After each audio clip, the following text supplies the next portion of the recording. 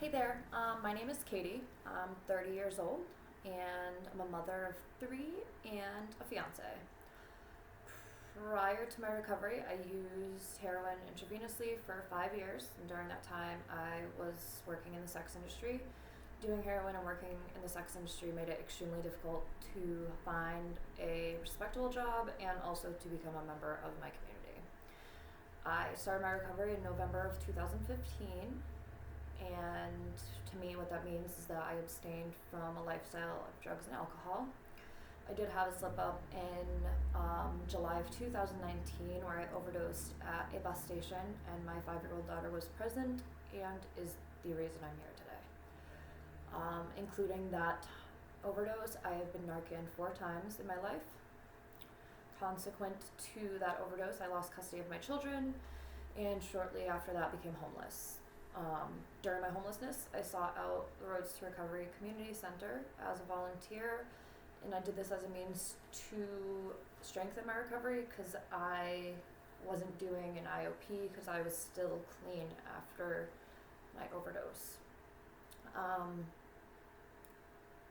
In addition to reaching out to volunteer, I started seeking out a mental health professional and got on mental health medication as well as Vivitrol.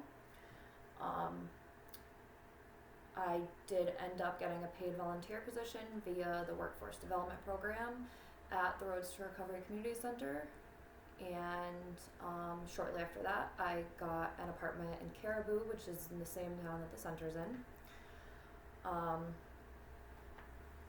Toward the end of COVID, after working with DHHS for almost a year, I was reunified with my youngest daughter, who now lives with me in Caribou in our apartment.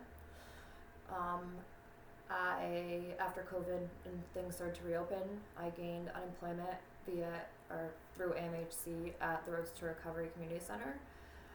Due to my connections not only with AMHC but with ACAP, I was able to get childcare at the Head Start Center, which is directly next door to my apartment.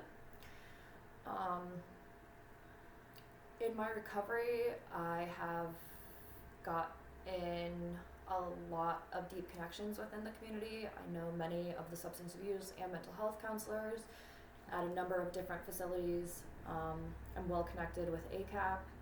I have connections with Eric, who's the manager of our center, and AMHC, and I work with the PD to help distribute naloxone in our county. Prior to my recovery, I was not someone that was a good example for others, and now I would say that I am a good example for others in recovery as well as those seeking recovery and just women navigating through life. I have a passion for the women and children's movement in Aroostook County, and I work daily to try and strengthen and grow that because it's very close to my heart, being that I did lose my children, and I'm still working to be reunified with them, some of them. For the first time in my life, I can say that I feel that I am a respected member of my community. I can bring things to the people here, and I see it firsthand, and I feel like I am, for the first time ever, a positive role model who has something pretty valid to offer. I think my recovery and Vivitrol, my mental health professional, and my community center, because I would definitely not be standing where I am today without them. They have helped my self-confidence, my mothering, just me as a person significantly, and I live a very happy life today because of recovery.